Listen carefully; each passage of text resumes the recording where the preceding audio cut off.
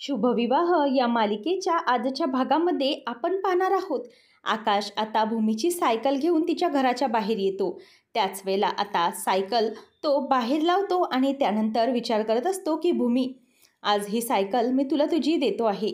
तू उद्यापासून गंगाधर काकांच्या दुकानावर जाशील ना, तुला याची गरज पडेल.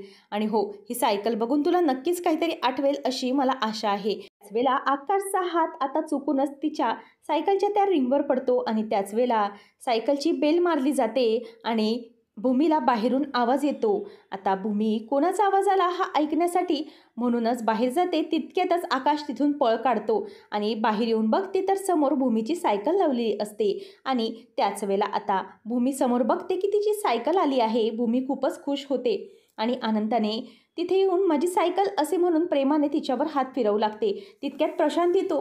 प्रशांत आल्यावर ती म्हणते की प्रशांत, ही सायकल. तेव्हा तो म्हणतो की हो ताई, ही सायकल मीच आणली आहे, सर्व्हिसिंगला दिली होती. काय आहे ना की मला माहीत होतं उद्यापासून तुला सायकल लागणार. तेव्हा ती खूपच खुश होते आणि म्हणते की खरंच तू जगातला बेस्ट भाऊ आहेस. त्यावेळेला तो म्हणतो की मग तू आज माझ्यासाठी बासुंदी बनवशील का. तेव्हा ती हो असं म्हणते आणि त्याच वेळेला दुसऱ्या हाताने तो आकाशला थंब दाखवतो आणि प्लॅन सक्सेसफुल असं सांगतो. तर इथे आकाशच्या त्या सायकल बरोबरच्या खूपच आठवणी असतात. आकाश म्हणत असतो, तुम्ही या सायकल बरोबरच्या आपल्या खरंच खूप जुन्या आठवणी आहेत आणि या आठवणी ताज्या करण्यासाठी म्हणून मी ही सायकल मागवली आहे. आणि सायकलच्या रूपाने आपण दोघंही एकत्र आलो होतो, तसेच आत्ताही येऊ. तो आता अथर्वला फोन करून सांगतो की एक महत्त्वाचं काम आहे जे तुला करायचं आहे. नंतर रागिनी अभिजित पौर्णिमाच्या रूममध्ये येते आणि अभिजितला म्हणत असते की बाहेरून दरवाजा तरी लॉक करून घ्यायचा होतास ना. तेव्हा हे सगळं अगोदर करायच्या अगोदर दरवाजा तरी लॉक करायचास. तेव्हा तो म्हणतो की हे सगळं मी नाही, या पौर्णिमाने करून ठेवलेलं आहे. तेव्हा ती म्हणते की हो, अंदाज आलाच मला याचा. अभिजित म्हणतो की या पौर्णिमाला पहिल्या लग्नाचा फील घ्यायचा होता. तेव्हा रागिनी म्हणते की हो का, असं आहे का.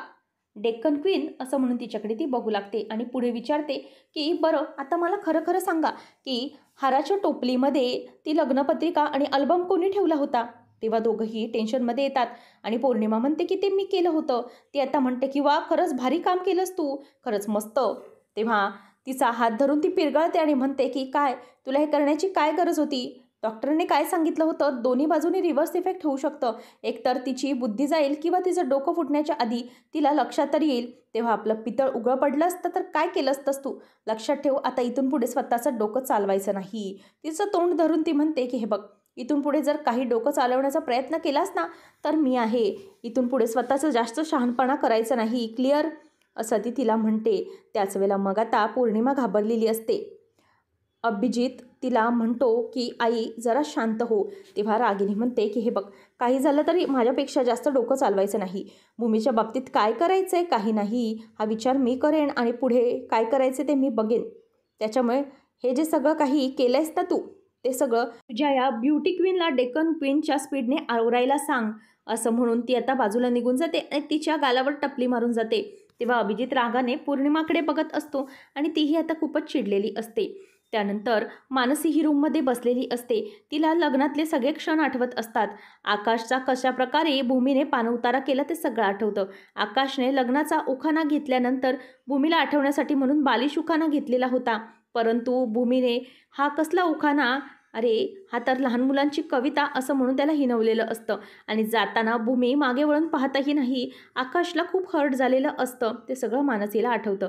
तितक्यात अथर्व येतो आणि मानसीच्या मांडीवर डोकं ठेवून झोपतो आणि म्हणतो की मानसी, खरंच खूप छान वाटतंय आज मला आणि खरंच नव्याने सगळं सुरू झाल्यासारखं वाटत आहे. पण एक काळजी आहे, ती म्हणजे आकाशची. आता याच्या पुढे सगळं कसं होणार याचा विचार करतोय मी. तेव्हा मानसी म्हणते की हो ना, भूमिताई तर आता निघून गेली, मग आता काय करायचं, कसे प्लॅनिंग करायचं. तेव्हा मग अथर्व म्हणतो की काळजी करू नकोस. आता मला तरी वाटतंय की हे सगळं खरंच खूप छान आहे. खरं तर आकाशला थँक्यू म्हणावं असं वाटतंय मला. आपल्याला पुन्हा लग्न करण्याचा फील दिलाय त्याने. मला तर असं वाटतंय ना की I am the best person in the world. कारण पुन्हा एकदा लग्न केलंय मी तुझ्याशी. आपल्याला ज्या व्यक्तीशिवाय राहत नाही त्याच्याशी दुसऱ्यांदा लग्न केलंय. तेव्हा मग ती त्याच्या जवळ जाऊन म्हणते की मला काळजी वाटते, भूमीचं आणि आकाश जिजूंचं कसं होणार आहे, पुढे आपण त्यांचं कसं जुळवून आणायचं आहे.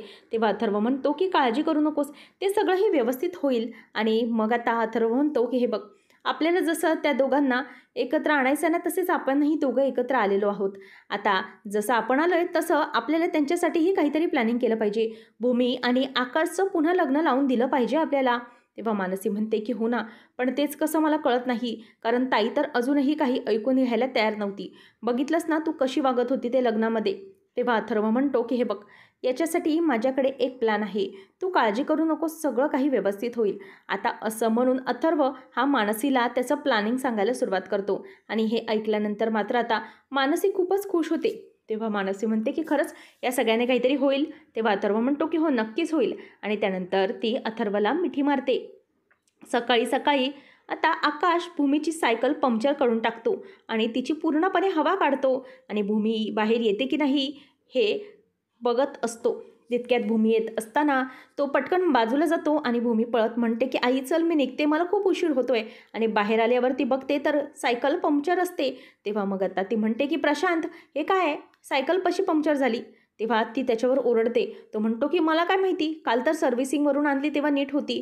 ती म्हणते की चल ठीक आहे मी निघते, रिक्षाने जाते, तू सायकलचं बघ. आणि त्याच वेळेला आता आकाश येतो आणि त्याला थँक्यू बोलून जातो. प्रशांत म्हणतो की तुमच्यामुळे मला ताई ओरडली. तेव्हा तो म्हणतो की चल याची नुकसान भरपाई नंतर देतो मी तुला. तेव्हा आकाशला तो म्हणतो की लवकर जा, नाहीतर ताई निघून जायची. मग आता अथर्वने सेटिंग लावून ठेवलेली असते. आकाशने सांगितल्याप्रमाणे तो रस्ता 1 तासासाठी बंद करून ठेवतो आणि सगळ्या रिक्षावाल्यांना तिथून जाण्यास मनाई करतो आणि सगळ्यांना पैसे देखील देतो. त्याच्यामुळे सगळ्यांची तोंड आता बंद होऊन जातात. आता भूमी विचार करते की काय झालंय, एकही रिक्षा कशी नाही आहे रोडवर, नेमकं झालं काय असेल. तेव्हा तर अथर्व प्रत्येक रिक्षावाल्यांना थांबून पैसे वाटत असतो. आता भूमी म्हणते की गंगाधर काकांना निदान मेसेज तरी करून ठेवते की मी चालत येत आहे, मला उशीर होतोय म्हणून. मी तर त्यांना सांगितलं होतं की मी जाऊन दुकान उघडते, पण मलाच इथे उशीर झालाय. म्हणून आता भूमी ही चालत निघालेली असतानाच आकाशची गाडी मागून येत असते. तर आकाश म्हणत असतो की हा चांगली वेळ आहे, आता भूमीला मी लिफ्ट देतो. भूमी रस्त्याने चालत असताना आकाशची गाडी मागून येते आणि तो हॉर्न वाजवतो. हॉर्न वाजवल्यानंतर आता भूमी त्याच्याकडे बघते आणि एका डोळ्याने बघितल्यानंतर बोलते की शी आला इथे हा, उगीच कशाला मध्ये मध्ये करत असतो हा, किटकिट नुसती. असं म्हणून ती रस्त्याने चालत चाललेली असते. आता आकाश म्हणतो की एक काम कर, तू कुठे चालली आहेस अशी आणि चालत का जात आहेस, तसंही रिक्षा दिसत नाही आहेत मला, बस गाडीत. तेव्हा ती म्हणते की नाही मला काही गरज नाही आहे, लिफ्ट नको आहे मला, तू जा. तेव्हा तो म्हणतो की अगं असं काय करतोय, हवं तर काही बोलू नकोस तू, ठीक आहे माझ्याशी, पण बस तरी, आणि लिफ्ट देतोय ना मी तुला. तेव्हा ती म्हणते की नको, मला ना लिफ्टची काहीही गरज नाही आहे, माझी हे 2 पावलं शाबूत आहेत त्याच्यामुळे मी चालू शकते. आकाश म्हणतो की अगं हे बघ, इथेच तर तुला जायचं असेल कुठेतरी, लवकर सोडतो आणि मी माझा माझा जातो ना. आणि जर तुझ्या त्या 2 बहिणींना समजलं की त्यांच्या ताईला असं जाऊ दिलं चालत तर त्यांना काय वाटेल, आणि त्यांचीच गाडी असताना तू आली नाहीस तर त्यांना काय वाटेल, त्याच्यामुळे तू चल बस इथे. तेव्हा भूमी वैतागत म्हणते की खरंच मला नाही बसायचं आहे गाडीत, तेव्हा तू इथून निघून जा. आकाश म्हणतो की हे बघ, गाडी तर माझी आहे ना, त्याच्यामुळे ती कोणत्या स्पीडने चालवायची हे मी ठरवेन, तू कशाला वैतागतेस, तू तुझी तुझी चाल हवं तर. असं म्हणून तो तिच्याबरोबर गाडी चालवत असतो आणि मनातल्या मनातच आता तो म्हणत असतो की भूमी काहीही कर, पण आज तुला मी आपल्या गाडीत बसवल्याशिवाय राहणारच नाही. असं म्हणून तो तिच्यावर जबरदस्ती करू लागतो. त्याच वेळेला मग आता भूमी विचार करते की नाही, याला चांगलाच काहीतरी धडा शिकवला पाहिजे. म्हणूनच आता भूमी पुढे पुढे चालत जाते आणि ती मोबाईलवर काहीतरी फोन करू लागते. त्याच वेळेला आता आकाशच्या लक्षात येतं की बहुतेक गाडीमध्ये भूमी आता माझ्या बसणार आहे. म्हणून ती म्हणतो की बरं झालं, शेवटी भूमीने माझं ऐकलंच, मला माहीत होतं भूमीचं माझ्यावर प्रेम आहे, ती माझं ऐकणार. तेव्हा आता भूमी ही गाडीसमोर येते आणि आकाशच्या समोर बघत राहते. तेव्हा तो म्हणतो की बस, मला माहीतच होतं की तू माझं ऐकणार आहेस. नंतर मग आता भूमी म्हणते की लिफ्ट हवी तर आहे मला, पण मला नाही त्यांना. आता समोर आकाश बघतो तेव्हा तिथे पोलीस असतात. आता भूमी त्याच्यावर हसू लागते. आकाशचं तोंड बघण्यासारखं झालेलं असतं, तो घाबरलेला असतो. आता आकाशला पोलीस म्हणतात की काय आहे, काय करतोयस तू, कुठे चाललायस, आता चल दरवाजा उघडा आणि बाहेर ये, मग तुझ्याशी बोलतो मी. तेव्हा मग आता भूमीला आकाश विचारतो की तू यांना बोलावलंस का. तेव्हा भूमी आता त्याच्याकडे हसतच बघत म्हणते की हो, जे काही आहे ते यांच्याशी बोलतो आता. म्हणूनच आता पोलिसांना घाबरून आकाश आता भूमीकडे वाकड्या चेहऱ्याने बघायला लागतो आणि भूमीला कळलेलं असतं की आकाशची पूर्णपणे फाटलेली आहे. पुढच्या भागामध्ये आपण पाहणार आहोत की भूमी आकाशला म्हणत असते की हे बघ, आता या नात्याचा फायदा घेऊन जर माझ्याशी जवळीक साधण्याचा प्रयत्न केलास ना तू, तर लक्षात ठेव, माझ्या इतकी वाईट कोणी नसेल आणि पुढे काय करायचं हे मग मी ठरवेन. त्याच्यामुळे माझ्याशी नादाला लागायचं नाही, असं सरळ आता भूमी ही आकाशला बोलून दाखवते. आकाश हा तिथे भूमीच्या मागे जात असताना भूमी निघून जाते आणि पोलीस आता आकाशला धरतात आणि त्याला जेलमध्ये टाकतात. आणि नंतर आकाशला म्हणत असतात की तू कोणी असो, आकाश महाजन किंवा कोणीही, पोरीची रस्त्यामध्ये छेड काढताना काही वाटत नाही का तुला, असं पोलीस त्याला विचारतात. त्याच वेळेला आता पोलीस स्टेशनमध्ये सगळेजण आलेले असतात. माधवराव आणि त्याचप्रमाणे बाकीचे सगळे आकाशला जेव्हा लॉकअपमध्ये बघतात तेव्हा त्यांना पाहून जबरदस्त मोठा धक्का बसलेला असतो. अशाच अपडेटसाठी आताच आपल्या चॅनलला सबस्क्राईब नक्की करा.